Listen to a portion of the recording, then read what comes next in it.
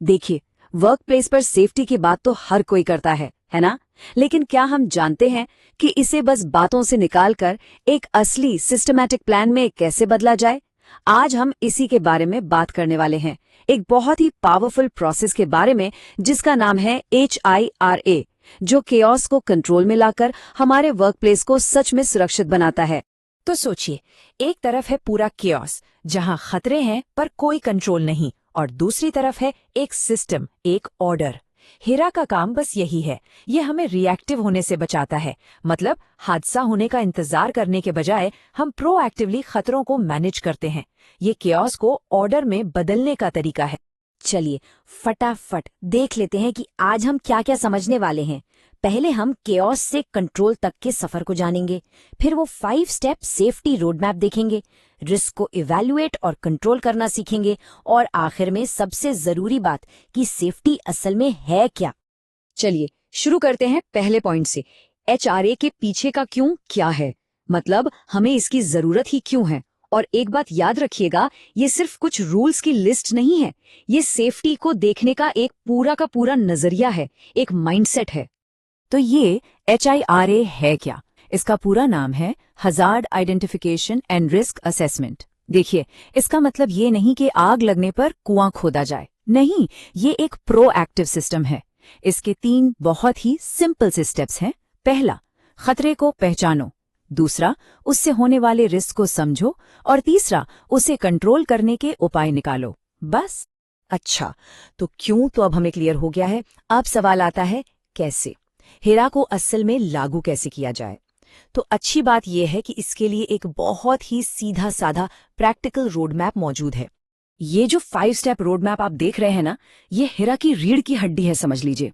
हम खतरे को पहचानने से शुरू करेंगे, फिर रिस्क को देखेंगे, उसे कंट्रोल करेंगे, और आखिर में ये भी पक्का करेंगे कि ये प्रोसेस हमेशा चलता रहे, इम्प्रूव होता रहे। तो चलिए अब एक एक करके हर स्टेप में थोड़ा डीप डाइव करते हैं।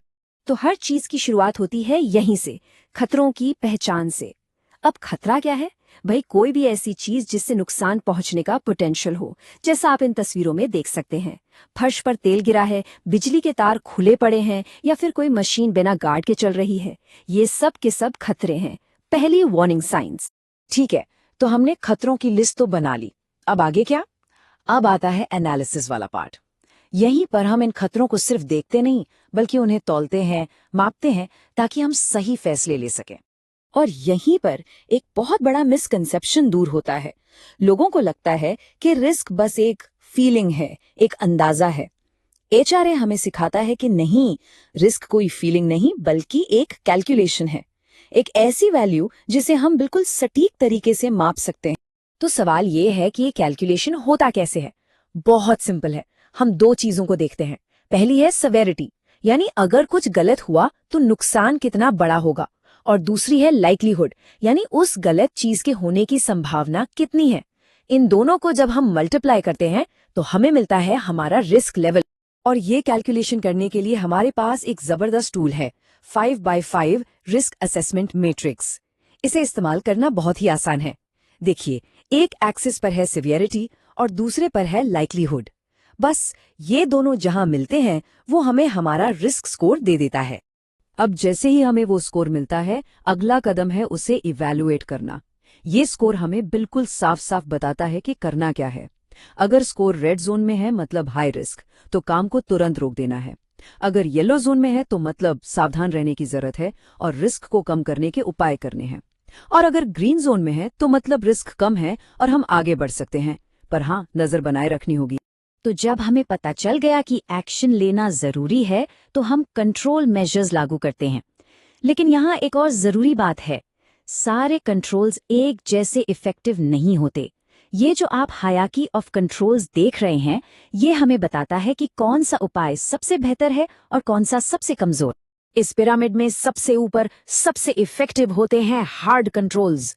पहला है एलिमिनेशन, मतलब प्रॉब्लम को जड़ से ही उखाड़ फेंको। दूसरा है सब्स्टिट्यूशन, यानी किसी खतरनाक चीज को किसी सुरक्षित चीज से बदल दो। और तीसरा है इंजीनियरिंग कंट्रोल्स, मतलब खतरे और इंसान के बीच कोई फिजिकल बैरियर खड़ा कर दो। अब आते हैं पिरामिड के निचले हिस्से पर। इन्हें कहते हैं सॉफ्ट कंट्रोल्स, और ये हमारी डिफेंस की आखिरी लाइन है। ये इंसानी बर्ताव पर निर्भर करते हैं, जैसे एडमिनिस्ट्रेटिव कंट्रोल्स, मतलब सही ट्रेनिंग देना, साइंस लगाना, और दूसरा है पीपीई यानी पर्सनल प्रोटेक्टिव इक्विपमेंट। और यहाँ ये समझना बहुत जरूरी है कि पीपीई पहनने वाले को तो बचाता है, पर वो खतरे को खत्म नहीं करता। तो हमने पूरा प्रोसेस तो समझ लिया, पर असली चैलेंज तो अब है, इसे सिर्फ एक बार की एक्टिविटी न बनाकर वर्क कल्चर का हिस्सा कैसे बनाया जाए। इसका जवाब है हमारे आखिरी स्टेप में, रिव्यू एंड मॉनिटर। देखिए, कोई भी वर्क प्लेस स्टैटिक नहीं होता, वो बदलता रहता है, इसलिए सेफ्टी का काम भी कभी खत्म नहीं होता। हिरा एक लिविंग प्रोसेस है, एक साइकिल है जिसे हमें लगातार चलाते रहना है, बेहतर बनाते रहना है, हर इंसिडेंट के बाद, हर बदलाव के बाद और रेगुलर इंटरवल्स पर। और इस पूरे प्रोसेस को कामयाब बनाने के लिए ये 4 पिलर्स हमेशा याद रखने हैं। पहला, करेक्ट टाइमिंग। एचआरए हमेशा काम शुरू होने से पहले करना है। दूसरा, कोलैबोरेशन, मतलब इसमें ऑपरेटर्स से लेकर सुपरवाइजर्स तक सबको शामिल करना है। तीसरा, प्रायोरिटाइजेशन, सबसे पहले उन कामों पर फोकस करना है जहां रिस्क सबसे ज्यादा है। और चौथा, विजिलेंस, यानी जैसे ही कोई बदलाव हो तुरंत प्रोसेस को रिव्यू करना है। चलिए अब इन सारी बातों को समेटते हैं। आखिर में ये पूरा HIR प्रोसेस एक बहुत ही पावरफुल आइडिया पर टिका है। वो आइडिया ये है कि सेफ्टी कोई तुक्का नहीं है, कोई एक्सीडेंट नहीं है। Safety is a planned outcome. ये एक ऐसा नतीजा है जिसे हम प्लान करके हासिल करते हैं। कैसे? आइडेंटिफाई, असेस एंड कंट्रोल के साइकिल को लगातार चलाकर। जब हम हिरा को अपने रोज के काम का हिस्सा बना लेते हैं, तभी ये प्लानिंग हकीकत बनती है। तो सेफ्टी का पूरा रोड मैप अब हमारे सामने है। अब सवाल बस एक ही है, इस रोड मैप का इस्तेमाल करके सेफ्टी को प्लान कैसे किया जाएगा।